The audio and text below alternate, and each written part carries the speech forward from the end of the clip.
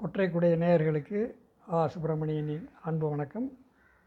கவியரசர் கண்ணதாசன் அவர்கள் காதலை வர்ணித்தாலும் சரி, சோகத்தை சொன்னாலும் சரி, அல்லது அந்த உணர்ச்சிகளை சொன்னாலும் சரி, இல்லற உறவுகளை சொன்னாலும் சரி, எல்லாவற்றையும் நம்மை உள்ளே கொண்டு போய் நிறுத்தி விடுவார், ஆழமாக கொண்டு செல்லுவார்.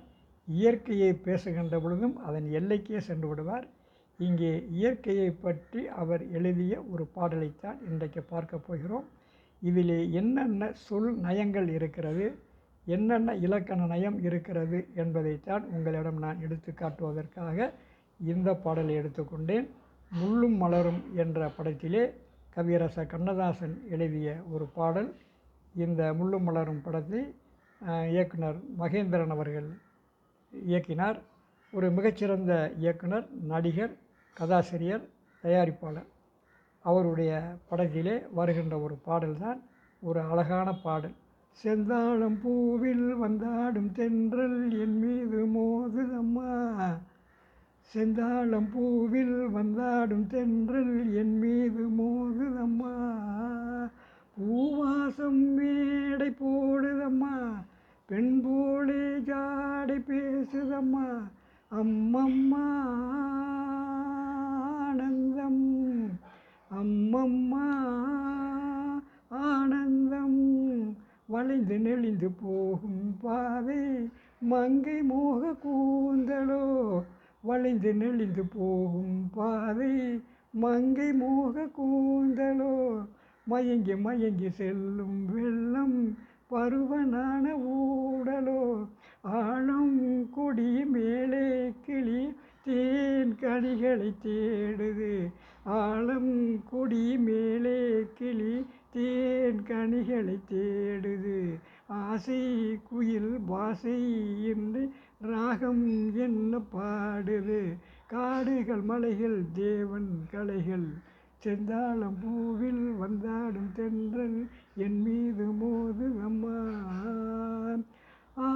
அழகு மிகுந்த ராஜகுமாரி மேகமாக போகிறாள், ஜரிகை நெளியும் சேலை கொண்டு மலையை மூட பார்க்கிறாள், பள்ளம் சிலர் உள்ளம் என ஏன் படைத்தான் ஆண்டவன், பட்டம் தர தேடுகின்றேன் எங்கே அந்த நாயகன், மலையின் காட்சி இறைவன் ஆட்சி, செந்தாழம் பூவில் வந்தாடும் தென்றல் என் மீது மோதுதம்மா, இளைய பருவம் மலையில் வந்தால் ஏக சொர்க்க சிந்தனை, இதழை வருடும் பனியின் காற்று கம்பன் செய்த வர்ணனை, ஊடை தரும் வாடை காற்று வான் உலகை காட்டுது, உள்ளே வரும் தென்றல் உள்ளே வரும் வெள்ளம் ஒன்று எங்கோ என்னை கூட்டுது,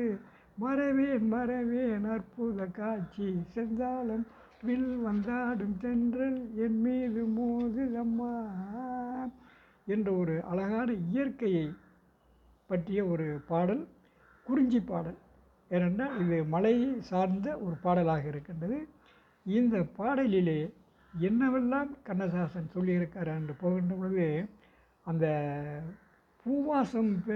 பூவாசம் போல மேடை போடுதம்மா, பெண் போல ஜாடை பேசுதம்மா என்ற அந்த கதை காட்டுகிறார். வளைந்து நெளிந்து போகும் பாதை மங்கை மோக கூந்தலோ, மயங்கி மயங்கி செல்லும் வெள்ளம் பருவனான ஊடலோ, அந்த செல்லுகின்ற அந்த வெள்ளம் அந்த பருவப்பெண்ணினுடைய நாணத்தை, அந்த ஊடலை இங்கே கேடுகிறார். ஆழம் குடி மேலே கிளி தேன் கனிகளை தேடுது, ஆசை குயில் பாசை இன்றி ராகம் என்ன பாடு. இங்கே அந்த சொல்லாட்சி, கவிஞனுடைய சொல்லாட்சி மிக அழகாக இங்கே இருக்கிறது. அதைவிட இன்னும் சொல்லுகிறார், இந்த காடுகள் மலைகள் எல்லாம் தேவன் படைத்த கலைகள், இறைவன் படைத்தது. இதிலே இந்த அழகு மிகுந்த ராஜகுமாரி மேகமாக போகிறாள். அந்த மேகத்தை ராஜகுமாரியாக காட்டி அதை அப்படியே தவழ்ந்து சென்று அந்த ஜருகை நெளியும் சேலை கொண்டு மலையை மூட பார்க்கிறாள். இந்த மேலே அந்த மேகத்தை ஜரிகை கொண்ட சேலையாக வைத்து சில மேகங்கள் நெளிந்து போய்கொண்டே இருக்கும். நகர்ந்து போய் கொண்டிருக்கின்ற போது சில சமயம் மலையே தெரியாதது போல் ஆகிவிடும். ஆனால் இந்த காட்சியை அவர் காட்டுகின்ற பொழுது அந்த மேகங்கள் மலையை மூட பார்க்கிறது. அதே ராஜகுமாரி என்று இங்கே அழகாக சொல்லுகிறார். சிலருடைய உள்ளம், அதாவது எல்லார் உள்ளமும் ஒன்று போல் இருக்காது. சில உள்ளம் பள்ளமாக இருக்கும், சில உள்ளம் மேடாக இருக்கும். ஆக இப்படி வேறுபாடாக அந்த படைத்த இறைவனுக்கு எங்கே இருக்கிறான் என்று தேடி அவனுக்கு நான் பரிசு தரப்போகிறேன் என்று சொல்லுகிறார். இதில் இன்னொன்று அதுதான் சொல்லுகிறார், மலையின் காட்சி இறைவன் ஆட்சி என்று. அந்த இயற்கையை படைத்தவன் இறைவன், அந்த மலையையே இயற்கையாக வணங்குகிறார்கள் மக்கள் என்பதையெல்லாம் இங்கே மிக அழகாக சொல்லிவிட்டு, இளைய பருவம் மலையில் வந்தால் ஏக சொர்க்கம் சிந்தனை, இதழை வருடும் பனியின் காற்று கம்பன் செய்த வர்ணனை என்று இங்கே கம்பனை கொண்டு வருகிறார். கம்பன் இந்த வர்ணனையிலே மிக கெட்டிக்காரன். கம்பராமாயணத்தை நாம் படிக்கின்ற பொழுது அதில் அவன் சொல்லியிருக்கின்ற வர்ணனைகள் எல்லாம் ஏராளமானது, எண்ணி எண்ணி மகிழக்கூடியது, இன்புறக்கூடியது. அப்படிப்பட்ட வர்ணனைகளை அவன் சொல்லியிருப்பான். ஆகவே தான் கம்பனை இங்கே அவர் கொண்டு வருகிறார். அதிலும் எப்படி அந்த இதழை வருடும் பனியின் காற்று, அந்த ஓடை வரும் வாடை காற்று அப்படிங்கிறபோது அந்த வாடை காற்று அந்த பனி இதழிலே வருடுகின்றது. அதற்கு ஈடாக அதற்கு சுகமாக அந்த கம்பன் செய்த வர்ணனை இருக்கிறது என்பதையெல்லாம் இங்கே எடுத்து சொல்லுகிறார். இதிலே என்ன இலக்கணம் இருக்கிறது என்பதை நாம் இங்கே கொஞ்சம் எடுத்து பார்ப்போம். தொடை நயங்கள் இதிலே இருக்கின்றது, மூனை நயம் இதிலே இருக்கின்றது. பாடலின் அதிகளில் முதல் எழுத்து ஒன்றி வருவது மோனை. இது பாட்டிற்கு ஒரு சீரான தங்குதடையில்லாத ஓட்டத்தை தருகிறது. இந்த அருவி நீர் போல, செந்தாளம் பூவில் வந்தாடும் சென்றல் என் மீது மோதுதம்மா அப்படிங்கிற பெண் போலே ஜாடை பேசுதம்மா என்கின்ற பொழுது இந்த பே என்பது வர்க்க மோனையாக இங்கே காட்சி அளிக்கிறது. வளைந்து நெளிந்து போகும் பாதை மங்கை மோக கூந்தலோ என்று சொல்கின்ற பொழுது இந்த வாவும் மாவும் இது ஒளி ஒப்புவமை மோனையாக, வடிவ ஒளி ஒப்புவமை மோனையாக இங்கே தெரிகிறது. இதில் எதுகை நயம் இதிலே இருக்கிறது. அதாவது முதல் எழுத்து அளவுத்து இருக்க, ரெண்டாம் எழுத்து ஒன்றி வருவது எதுகை நயமாகும். இந்த பாடலில் அழகாக கையாளப்பட்டிருக்கிறது. செந்தாளம் பூவில் வந்தாடும் சென்று பெண் போல ஜாடை பேசுதம்மா.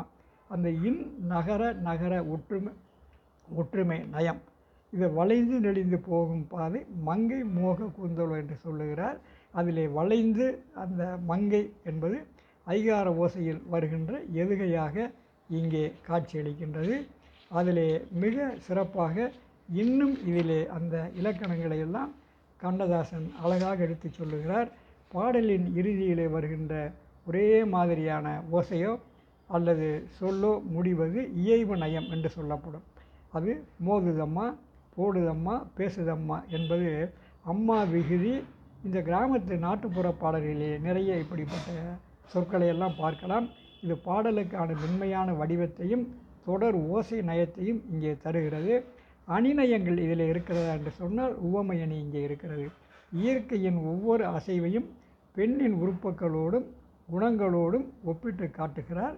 கூந்தலுக்கு உவமையாக இங்கே சொல்லுகின்ற பொழுது மலையில் வளைந்து நெளிந்து செல்லும் பாதை, பெண்ணின் சுருள் சுருளான அந்த மேடு பள்ளமான கூந்தலுக்கு உவமையாக காட்டுகிறார்.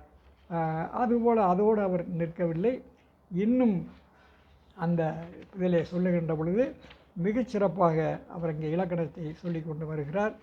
அதிலே அந்த கம்பனை பற்றி சொல்லுவார். இதிலே அந்த நாணத்திற்கு உவமையாக ஒன்றை சொல்லுவார். மலையிலிருந்து சலசலவன சரிந்து தடுமாறி ஓடி வருகின்ற நதியை திருமண வயதிலே நாணமுறும் பெண்ணின் நடையழகிற்கு ஒப்பிடுகிறார். மயங்கி மயங்கி செல்லும் வெள்ளம் பருவனான உடலோ என்பதாக சொல்லுகிறார். தற்குறிப்பேற்ற அணியும் இதில் இருக்கிறது. இயற்கையாக நடக்கின்ற நிகழ்வுகளின் மீது கவிஞர் தன் கற்பனையை ஏற்றி கூறுவது தற்குறிப்பேணி அணி தற்குறிப்பேற்ற அணியாக சொல்லப்படுகிறது. இதில் மிக அந்த இயற்கையாக நடக்கின்ற அந்த சம்பவங்களின் மேலே அங்கே மிக சிறப்பாக அவர் இங்கே எடுத்து சொல்லுகிறார். இதில் அந்த கம்பனை பற்றி சொல்லுகின்ற பொழுது இந்த தென்றல் காற்று வீசுவதையும் பூக்கள் மனம் பரப்புவதையும் கம்பனுடைய காட்சியாக காட்டுகிறார். இன்னும் அந்த தற்குறிப்பேற்ற அணியிலேயே தென்றல் காற்று வீசுவதையும் பூக்கள் மனம் பரப்புவதையும் ஏதோ ஒரு பெண் தன் காதலனிடம் ஜாடை பேசி காதல் மேடை அமைப்பது போல கவிஞர் இங்கே வர்ணிக்கிறார். இந்த பூவாசம் மேலே போடுதம்மா, பெண் மேலே ஜாடை பேசுதம்மா என்ற தன்னுடைய கற்பனையை ஏற்றி இங்கே கூறுகிறார். பொருள் நயம், கருத்து நயம் இந்த பாடலிலே எங்கே இருக்கிறது என்று நிறைய இருக்கிறது. அதிலே மலையும் மலை சார்ந்த இடமும், இது குறிஞ்சித்திணை என்று முதலிலேயே சொன்னேன். இந்த பாடலின் பின்னணி குறிஞ்சி மலையின் காட்சி, இறைவன் ஆட்சி என்ற சொல்லின் மூலம் இயற்கையே இறைவனின் வடிவமாக கவியரசர் நமக்கு உணர்த்துகிறார். சொல்லாட்சி இங்கே நிறைந்திருக்கிறது. ஆலங்குடி மேலே கிளி தேன் கனிகளை தேடுது, ஆசை குயில் பாசையின்றி ராகம் என்ன பாடுது என்று சொல்லுகின்ற போது அந்த ஆலங்குடி மேலே இருக்கின்ற கிளி, இந்த குயிலினுடைய ஓசைக்கு எந்த மொழியும் கிடையாது. ஆக மிக சிறப்பாக அந்த இயல்பான வாழ்வியலை, பறவைகளின் இயல்பான வாழ்வியலை எளிய சொற்களால் இந்த பாடலிலே கவிதை நயத்தோடு சொல்லியிருக்கிறார். இந்த கம்பனை படித்தவர் இவர் என்பதால் கம்பன் எப்படியெல்லாம் வர்ணனைகளை சொல்லுவான் என்பதை மிக அழகாக நாம் கம்பராமாயணத்திலே, அதுவும் பாலகாண்டத்திலே அவன் சரையு நதியை சொல்லியிருந்தாலும் சரி, அல்லது சீதையின் அந்த நடையை சொல்லியிருந்தாலும் சரி, அதை மிக அழகாக சொல்லியிருப்பான். ஆகவே தான் கம்பன் கண்ட வர்ணனை என்று இங்கே சொல்லியிருக்கிறார் என்பதை சொல்லி இந்த பாடலிலே இத்தனை சிறப்புகளும் இருக்கின்றது என்பதை கூறி முடிக்கிறேன். நன்றி, வணக்கம்.